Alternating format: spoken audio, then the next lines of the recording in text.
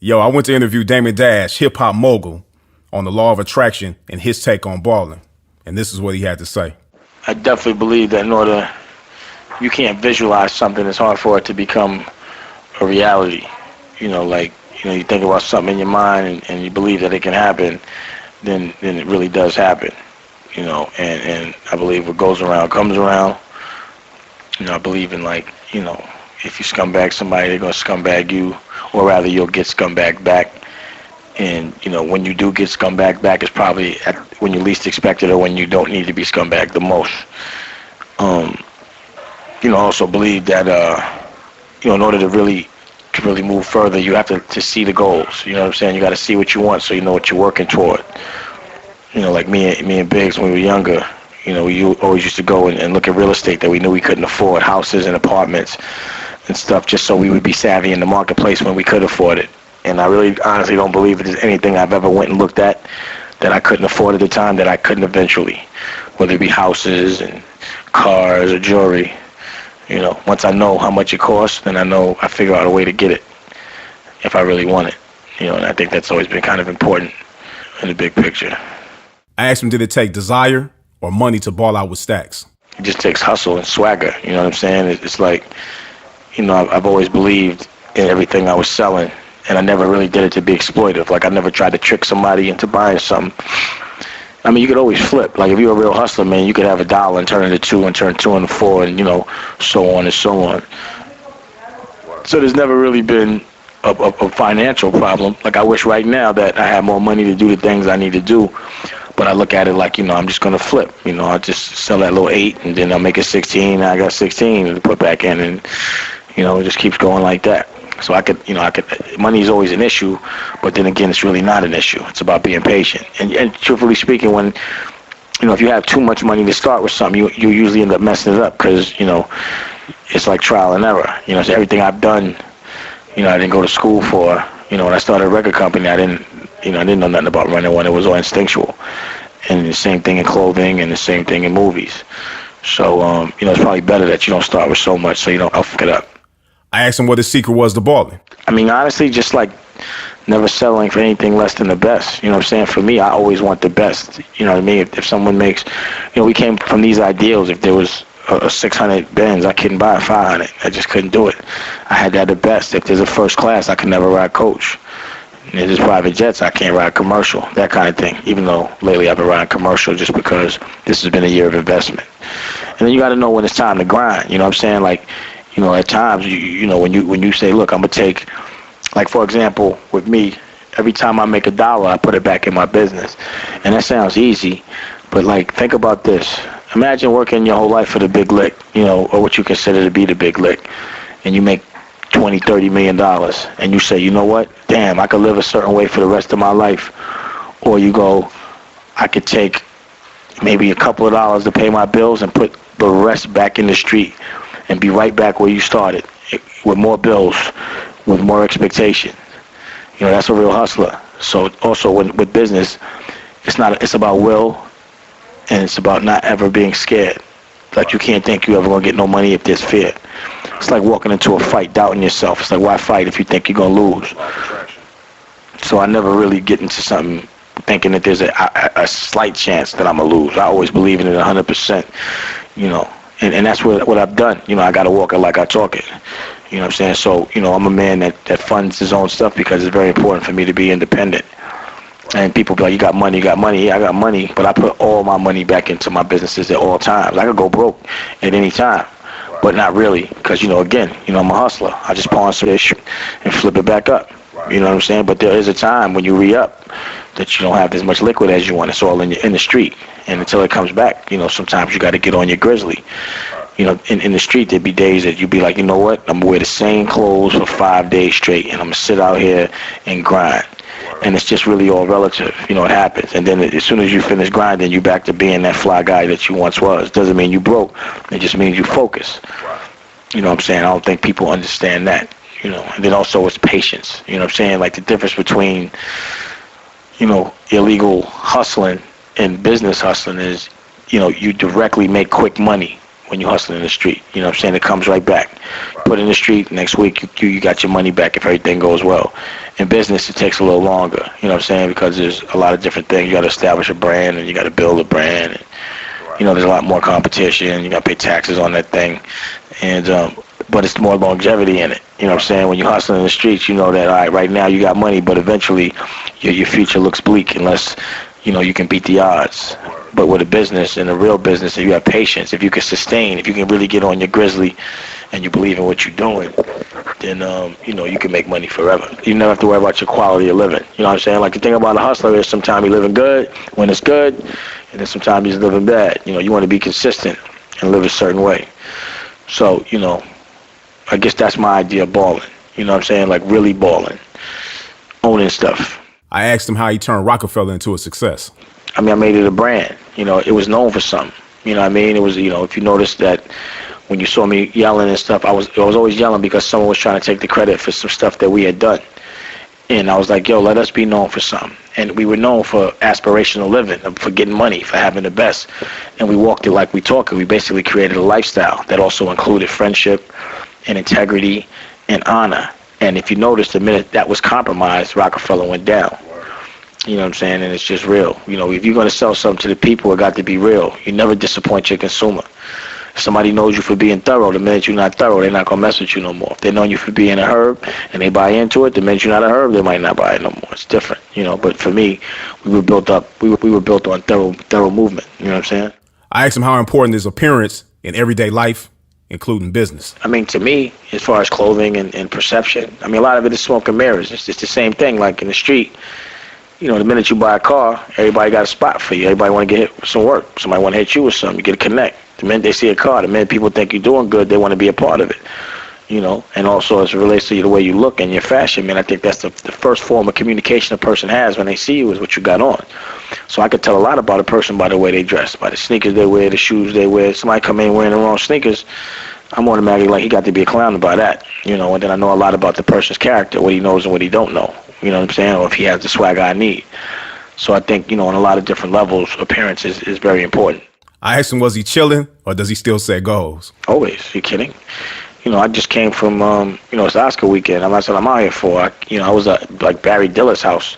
I thought my house was hot. My house really, honestly, was the size of his guest house. You know what I'm saying? And he had property, you know, I mean, it was just humbling. I was like, I ain't got nothing. I'm a little dude in the big picture. I really know I need $1 billion to live the way I want to. You know, I don't want to be rich for a black urban kid from 142nd Street in Lenox. I want to be rich for a billionaire. And the thing about it is, I know once I get my billion, my swag is going to be so much more immaculate than theirs that no one else is going to be able to breathe when I walk through. In the real billionaires club, you know I'd be the coolest cat in that circle. You know what I mean? No one has swag like me. Because I also know that when I'm around these billionaires, I still stand out because of the way I am as a person. You know, the girls are still going to come to me. They're going to come to them because they got that cake. But they're going to come to me because they want to be affiliated with some kind of coolness. And that's important. Your swag means everything. I asked him how he shook the haters off. I don't even care about a hater. You know, they don't exist to me. You know what I'm saying? Like, it's like, it ain't even worth acknowledging. You know what I mean? You know, what you have to understand is for 1 million people love you, at least 100,000 going to hate you. The 100,000 that hate you probably got a bigger voice because they haters than the 900,000 that love you. You know, it's just like the only reason why they hate is because they're weak.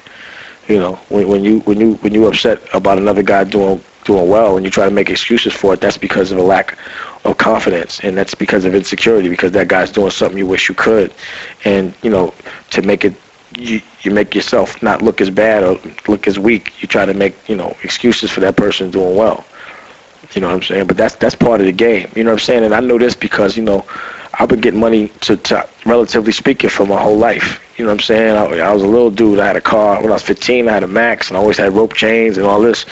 And, you know, there was always people that hated that. You know what I mean? Always. And, you know, to a degree, when you do a lot of things at an early age, you get very confident. You know what I'm saying? Not to say cocky, but it's just you know that you've done things that no one else can. And it's not that they can't, they just haven't tried. So you have an air of arrogance about you just because you've accomplished things consistently that people wish they could, but just don't have enough guts to try. So the arrogance comes from me saying you're a coward. You know what I'm saying? And people feel that. Don't tell me you want to do something, but you're scared to do it. It's like a dude saying, I wish I could punch the shit in his face, and he keeps saying it, but when he's saying we don't do nothing. You know, if I say I'm going to do something to somebody, I think it has to be done, or else I won't be able to live with myself. You know, that's the difference. I asked him how important showing gratitude is towards balling out.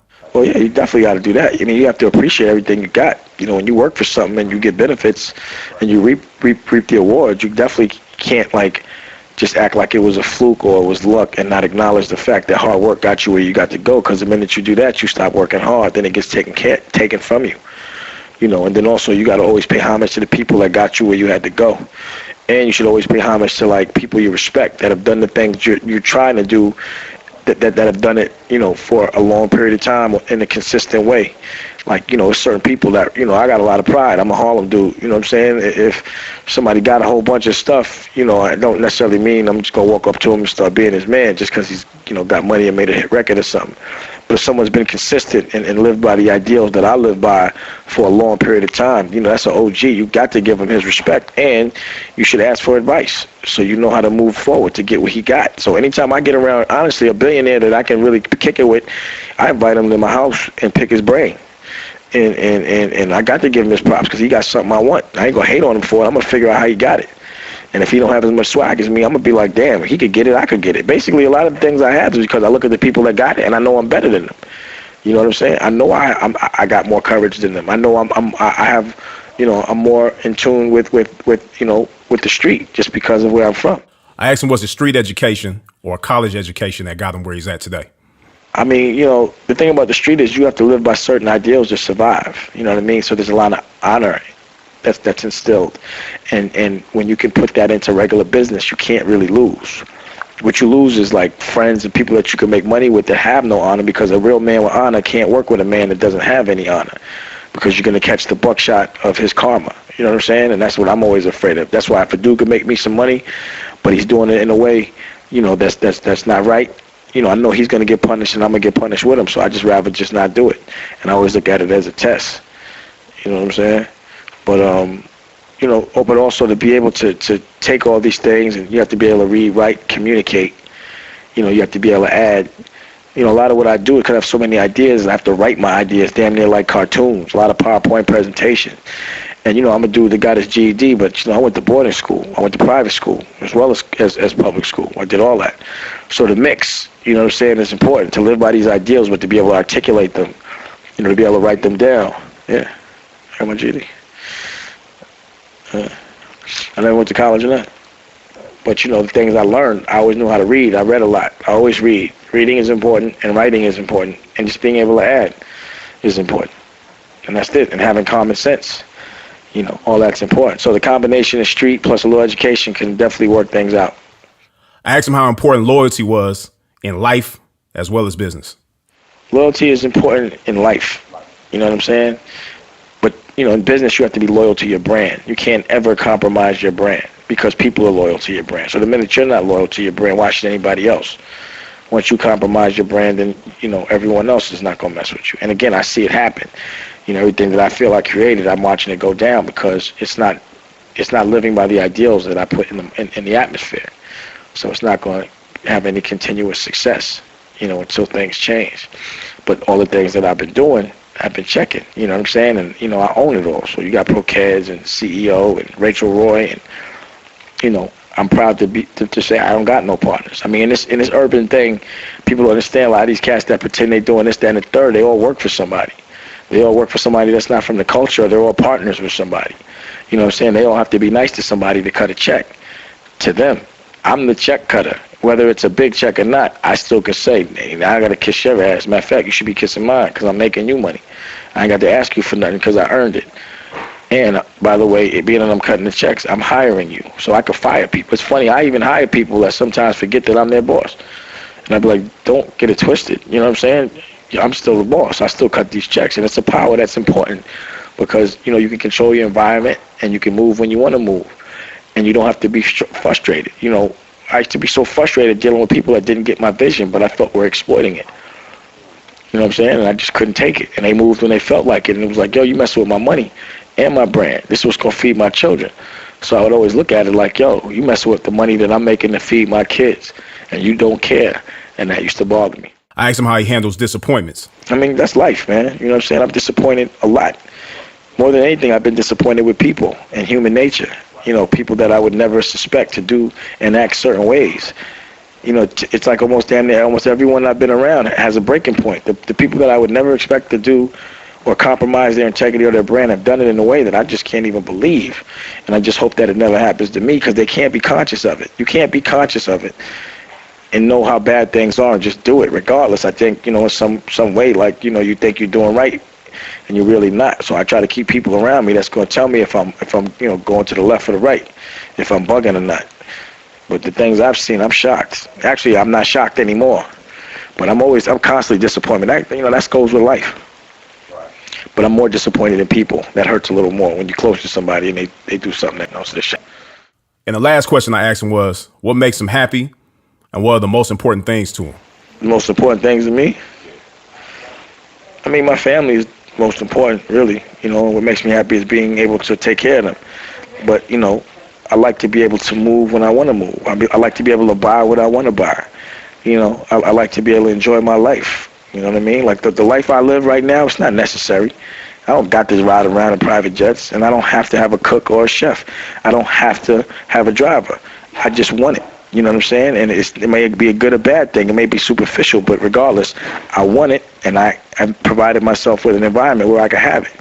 You know what I'm saying? And as I get older, my balling gets a little different. The things that I thought were a big deal now aren't. Just like I had to realize, like, private jets might not be the hottest thing in the world when I could take that $40,000 it costs to go from here to LA and put it into a business and turn that into 80. The smart thing to do is take that 40 and turn it into 80.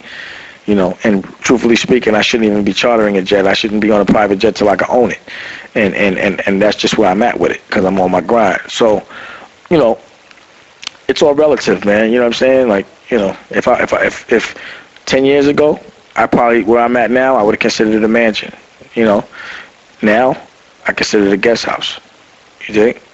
So it's all relative, really. What makes me happy, it's all relative. It's like the more my eyes are open, the more things I see, the more money I make, the more I know I don't have no money. You know what I'm saying? Until I hit that Billy or that 250 liquid, not that worth and all that, like that liquid that I could touch it and feel it, I could just jump in it anytime I feel like it, I don't even consider myself with no real paper. You know what I'm saying? Like, I think I provided a lot of opportunity and had the potential to make some real money, but the reason why I never wrote a book is because I'm not a billionaire, and that's what I aspire to be. So there is no last chapter for me yet until I get that billion I was talking about, or until I get that Oscar. You know what I'm saying? I mean, it's just the middle of the book. I'm only in chapter 1, to be honest. I just started. Like, I don't really think I did too much. I mean, I know I've done a lot, relatively speaking, but it ain't for my standards. You know what I mean? Like, I need that billion. At least have 900 million. You know?